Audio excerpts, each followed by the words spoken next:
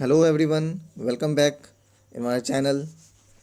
Today again we have a subject management unit 2. If we talk about our previous lecture or video, we conclude a number of topic. For example, what is management, evolution of management, various definitions of management, concepts of management and level of management. In second unit,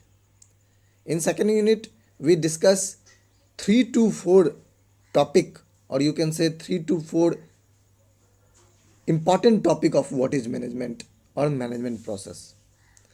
In our initial lecture or videos, we already discussed unit 1, that is overview of business. In that video or in that unit, we discuss types of business, industrial sectors, globalization, intellectual property rights, that is IPR. Now, in this videos or in this lecture, we conclude the administration and management, scientific management by F.W. Taylor, principles of management, there is 40 principles of Henry fail. 14 जो principles हैं Henry fail के द्वारा principles of management के लिए, उनको हम जिक्र करेंगे। एडमिनिस्ट्रेशन और मैनेजमेंट के डिफरेंस को जिक्र करेंगे, या एडमिनिस्ट्रेशन और मैनेजमेंट में क्या अंतर है, किस बेसिस पे, उसको हम डिस्कस कर रहे होंगे। और साइंटिफिक मैनेजमेंट क्या होता है, किसके द्वारा, F.W. टेलर के द्वारा क्या कहे हैं वो, उनको हम थोड़ा सा चर्चा करेंगे इस वीडियोज़ में। आगे के वीडियोज़ में आगे के टॉपिक हम चर्चा कर रहे होंगे, लेकिन फ़िलहाल अभी हम लोग एडमिनिस्ट्रेशन एंड मैनेजमेंट पे ध्यान दे रहे हैं। Let's see, this is our heading and heading is administration and management. What it say? It says, if we talk about the meanings of management and meanings of administration, then meanings of management is an art of getting things done through others by directing their efforts towards achievement of predetermined goals. Okay, now administration, it is concerned with formulation of you can say broad objectives, plan and policies.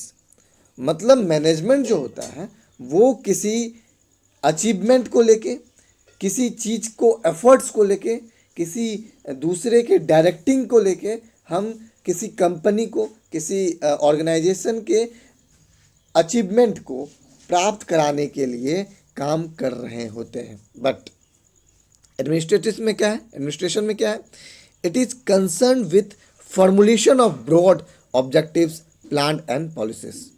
ये किस चीज़ का functions है, इसमें हम किसी चीज़ को achieve करने के लिए, किसी चीज़ के गोल के लिए हम किसी को फंक्शन नहीं करवा रहे होते। इसमें क्या होता है, एक फॉर्मुलेशन है। अब मान लो एडमिनिस्ट्रेशन ढेर सारा चीज़ है, उसमें कोई गोल नहीं होता, उसमें कोई अचीवमेंट नहीं होता, उसमें काम होता है, ऑब्जेक्टिव्स होते हैं, उसको कर रहा होता है वो। ठीक है, नेचर देखते हैं। Management is an executing functions, administration is a decision making function. अब देख लो, मैनेजमेंट जो है एग्जीक्यूटिंग फंक्शन, अब मतलब क्या, मैनेजमेंट के लिए क्या बंदा लोग को हायर किया, वो अपने अकॉर्डिंग या हायर अथॉरिटी के अकॉर्डिंग वो क्या करता है, एग्जीक्यूट करता है। किस चीज़ को, अपने ऑर्गेनाइजेशन का, अपने कंपनी को लेके काम करने के लिए या उसके गोल को अचीव करने के लिए एग्जीक्यूट करता है किसी भी चीज़ को। ठीक है, अगर हम बात करें एडमिनिस्ट्रेशन का नेचर का, तो administration is a decision making function. ये डिसीजन मेकिंग है एडमिनिस्ट्रेशन। अब ढेर सारा चीज़ होता है एडमिनिस्ट्रेशन, जैसे डिस्ट्रिक्ट वगैरह में एडमिनिस्ट्रेशन जो फैसले लेने के लिए सक्षम होता है। ठीक है, next, process. Management decides who should, as it and how should he do it, मतलब और एडमिनिस्ट्रेशन का देख लेते हैं. Administration decides what is to be done and when it is to be done. मतलब प्रोसेस क्या है, मैनेजमेंट डिसाइड्स करता है किनको ये काम करना चाहिए और कैसे करना चाहिए, और एडमिनिस्ट्रेशन डिसाइड करता है क्या करना चाहिए और when it is to be done, और कब करना चाहिए. ठीक है ना. कैसे और कहाँ करना चाहिए, कौन करेगा, ये मैनेजमेंट डिसाइड करता है. एडमिनिस्ट्रेशन क्या डिसाइड करता है, what is to be done, क्या होना चाहिए और कब होना चाहिए, ये एडमिनिस्ट्रेशन डिसाइड करता है. ठीक है. Next, functions. फंक्शंस क्या है, किसका, मैनेजमेंट का और एडमिनिस्ट्रेशन का. पहले मैनेजमेंट का देखते हैं. Management is a doing functions because managers get work done under the supervision. मतलब क्या हुआ, और दूसरा भी पढ़ लेते हैं. Administration is a thinking function because plans and policies are determined under it.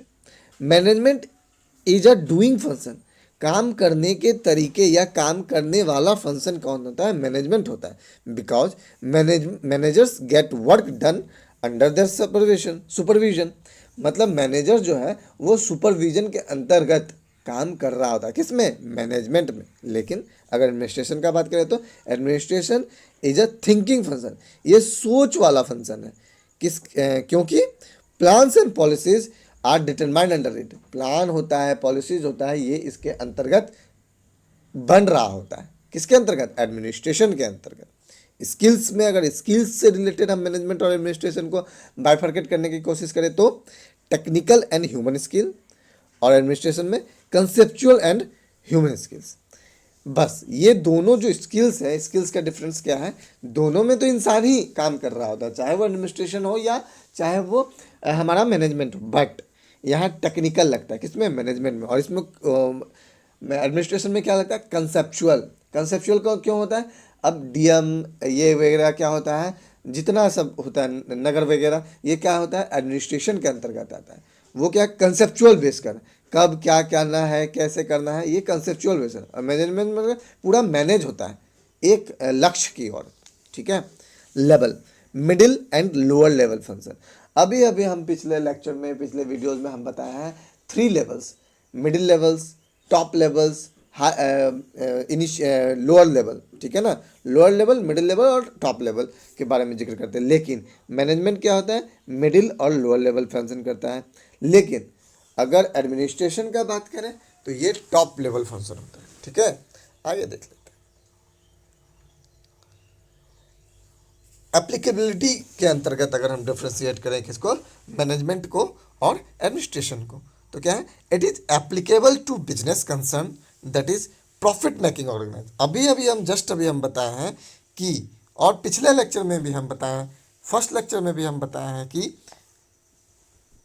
अगर मैनेजमेंट है तो वो प्रॉफिट के लिए ही काम करे. अलग बात है कि उनको हो सकता है कभी लॉस लग जाए, हो सकता है कभी क्या हो जाए, प्रॉफिट हो जाए, कभी कुछ ना हो जाए, ना प्रॉफिट ना गेन.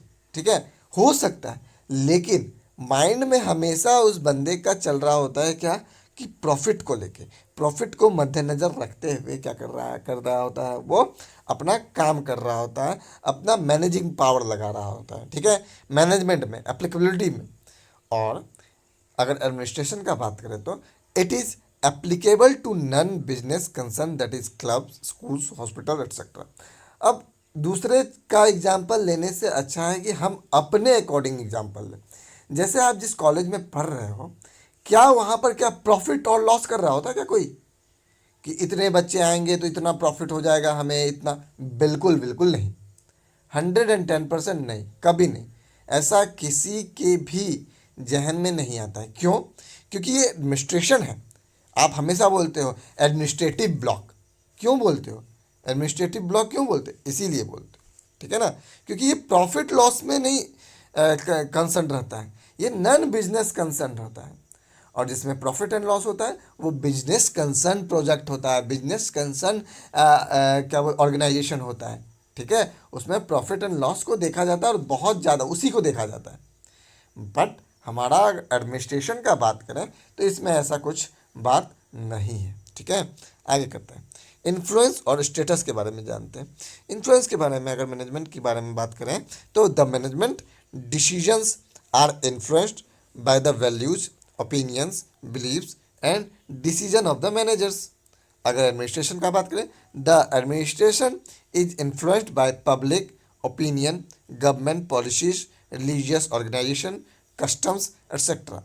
अब दोनों दोनों का जो मैनेजमेंट और एडमिनिस्ट्रेशन का इन्फ्लुएंस है, किस चीज़ पे बेसिस रहता है, किस चीज़ पे अडिग रहता है, तो वो देख लेते हैं। द मैनेजमेंट का जो डिसीजन होता है वो किससे इन्फ्लुएंस हो जाता है? वैल्यूज़ पे, ओपिनियन पे, बिलीव्स पे, डिसीजन पे। किनका? मैनेजर्स का डिसीजन पे, अपने ऑर्गेनाइजेशन या अपने कंपनी के नॉर्म्स से, अपने सीनियर्स के ओपिनियन से। ठीक है ना, इन चीज़ों से इन्फ्लुएंस हो रहा है कौन? मैनेजमेंट। अगर हम बात करें एडमिनिस्ट्रेशन का तो क्या है उसमें? The administration is influenced by public opinion, government policies, religious organisation, customs etcetera. Administration में क्या होता है कि ये किसी हमारे आपके कहने से नहीं होगा। पब्लिक में हम आते हैं, आप भी आते हैं, लेकिन एक यूनिट, एक नंबर होना चाहिए, लार्ज नंबर ऑफ पब्लिक होना चाहिए, तभी वो इम्प्लीमेंट होता है।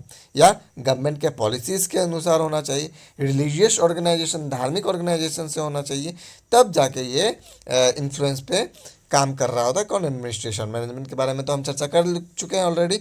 अब आते हैं स्टेटस मैनेजमेंट की अगर करें तो management constitutes the employees of the organization who are paid remuneration in the form of salaries and wages। अगर एडमिनिस्ट्रेशन का बात करें तो administration represents owner of the enterprise who earn return of on the capital investment या invested and profit in the form of dividend।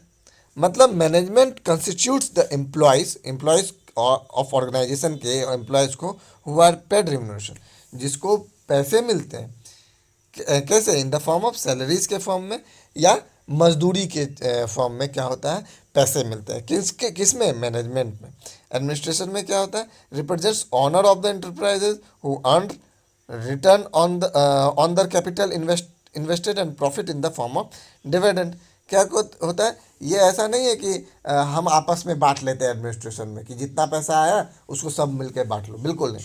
ये आपको enterprises, चाहे वो गवर्नमेंट हो चाहे सेमी गवर्नमेंट हो, इस तरह का, तो वो जाता है हायर अथॉरिटी के पास, फिर वहाँ से नियम के अनुसार, नॉर्म्स के अनुसार, रूल एंड रेगुलेशन के अनुसार बढ़ता है। ठीक है, आगे नेक्स्ट टॉपिक है आपका। नेक्स्ट टॉपिक क्या कहता है? Scientific management by F.W. Taylor. क्या? Frederick Taylor. ठीक है, किसके लिए? Scientific management. ये नेक्स्ट टॉपिक है आपका according to the syllabus. According to the syllabus क्या है आपका टॉपिक है? देखते हैं, आगे बढ़ते हैं। Scientific management concept was developed by F.W. Taylor, जैसे that is Frederick Taylor, who implemented the scientific technique such as observation, logic, analysis, and combination to study the working conditions and management at the floor level in the factories and production units। मतलब scientific management Taylor साहब के द्वारा क्या कहना चाह रहे थे? एक कंसेप्ट है, एक कंसेप्ट डेवलप किए थे टेलर साहब। उनका क्या कहना था? Who implement the scientific technique, जो इन चीज़ों को इम्प्लीमेंट करता है, किनको? साइंटिफिक टेक्निक को, सच एज ऑब्जर्वेशन, देख रेख, लॉजिक, तकनीक, analysis and combination to study the working of condition and management at the floor level. मतलब ग्राउंड लेवल तक, मतलब जमीन स्तरीय क्या है उस कंपनी का मूल ढांचा, मूल उद्देश्य, उस चीज़ों को एनालाइज करना, कंबाइन करना, स्टडी करना वर्किंग पे, ऑब्जर्व करना, लॉजिकली क्या हो सकता है, उन चीज़ों को मैनेज करना, इन साइंटिफिक मैनेजमेंट टेलर साहब के द्वारा होता है। आगे उन्होंने कहा है the concept of scientific management was given to improve the productivity, efficiency and effectiveness in the organization through the application of the propose scientific principles and techniques. मतलब ये जो कॉन्सेप्ट है साइंटिफिक मैनेजमेंट का वाज गिवन टू इम्प्रूव करने का, किसका, productivity का, efficiency का, ठीक है ना, इफेक्टिवनेस का, किसका, ऑर्गेनाइजेशन का, थ्रू एप्लीकेशन ऑफ प्रपोज। ढेर सारा एप्लीकेशन के माध्यम से हम इसको इफेक्टिव प्रोडक्टिविटी को बढ़ा सकते हैं, एफिशिएंसी को बढ़ा सकते हैं। यही सब है क्या, scientific principles of and techniques by F.W. Taylor, Frederick Taylor. Next में आपका है, नेक्स्ट अगर टॉपिक की बात करें तो आपको पढ़ना है principles of management, 14 principles of Henry fall. मतलब मैनेजमेंट का जो प्रिंसिपल्स है, मूल उद्देश्य है, उनको जिक्र करने बोल रहा है, जो कि 14 हैं। किनके द्वारा, हेनरी फॉल के द्वारा, HF जिसको बोल सकते हैं शॉर्ट फॉर्म। हेनरी फॉल के द्वारा 14 सिद्धांत को डिफाइन किया गया है। पहला है डिवीजन ऑफ वर्क, जिसको हम डिवीजन ऑफ लेबर भी बोल सकते हैं, डिवीजन ऑफ वर्क और डिवीजन ऑफ लेबर भी बोल सकते हैं। दूसरा क्या है, बैलेंसिंग ऑथोरिटी एंड रिस्पॉन्सिबिलिटी। तीसरा डिसिप्लिन। चौथा यूनिटी ऑफ कमांड। पांचवा यूनिटी ऑफ डायरेक्शन। छठा subordinate of individual interest to the general interest. सातवां रिम्यूनरेशन।